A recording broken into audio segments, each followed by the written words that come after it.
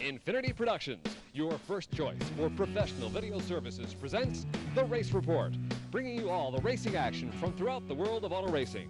Now, here's your Race Report host, Ron Hills.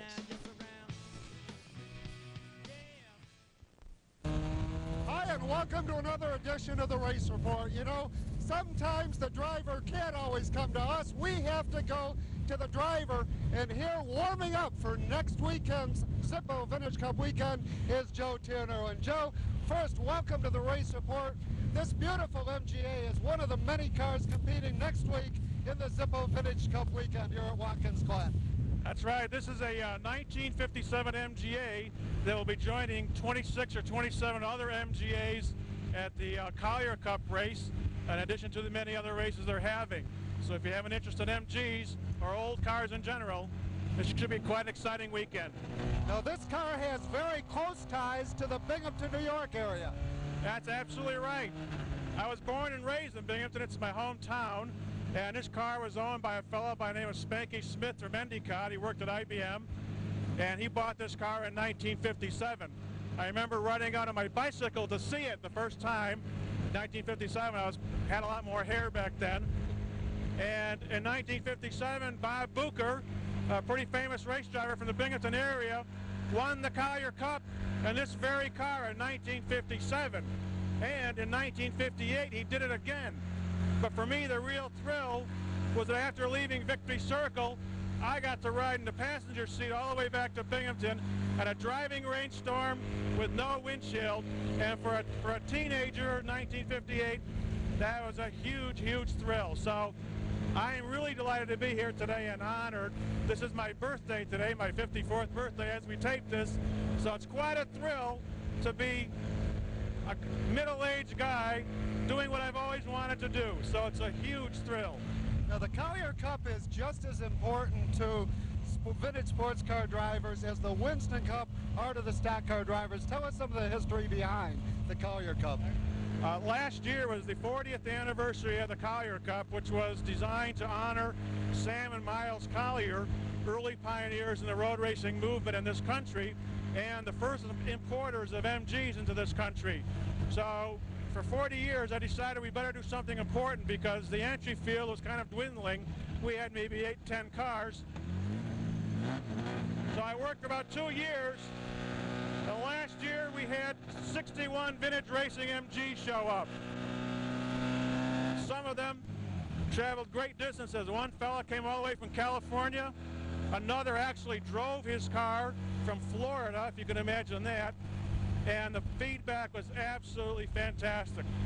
61 vintage race cars, 55 of them made it to the track on race day on Sunday, and it was a huge thrill and a real credit to this community because everybody got behind it. It was widely accepted, and lots of people from down south and out west got a chance to see this great facility at Watkins Glen.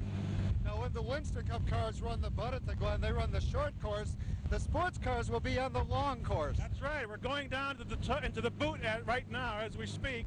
Someplace I'd love to see the Winston cars come because it's a lot of fun and a real challenge as it narrows down. And it does add an awful lot to the variety for the drivers so they can test uphill, downhill, off camber, bank turns, you name it, they've got it here. And now with the new paving that was done, I predict that turns 10 and 11, which have been repaved since the last race last year, I think times will be an awful lot quicker. I know for myself, I should be able to go out there the last turn in 4th gear, which is pretty good for this old car. Now, I know along with the MGs, there'll be a number of other cars competing, some vintage Porsches, absolutely beautiful machinery. Wow, this is a car lover's paradise. You will see Can-Am cars, old Porsches, Austin Healey's, and a big feature this year is the Trans Am reunion. Many of the great chapters of Trans Am history are written right on this track. And as of this morning, as we're taping this, there are 55 historic Trans Am racers showing up for the race on Sunday.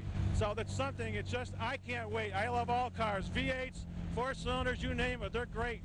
And on Saturday morning, if you want to see some interesting pit stops, There's a 2-hour enduro that starts around 10 o'clock Saturday morning. The pit stops are a little more leisurely. There's a minimum time of 5 minutes, but it'll be fun to see all sorts of interesting cars. Cars that have won at Le Mans, cars that run through the streets at Watkins Glen, and there's just no end to the variety. And the best thing of all is that all the cars and drivers are welcome. You know, they have open pits. Your general admission ticket gets you in to see the drivers and look at the cars, see how things were back in the 50s and 60s. Tremendous amount of variety, tremendous amount of interest and innovation, and some of the great innovators of our time, guys like Carroll Shelby and Bill Devon, some of their offspring will be here in the form of these old cars. And it's just something that anybody who has an interest in cars, not necessarily road racing, will love to see the ingenuity that went into these old cars, the care that's gone into the restoration of these wonderful old cars, and some very, very good racing. The racing is every bit as hard as any place else, except we don't crash. Crashing is forbidden. We don't do that. Certainly no more beautiful part of New York State to be next Sunday afternoon, that's September 10th, right here at Watkins Glen. Joe, we look forward to seeing this car in competition. Thank you. It'll be a great time.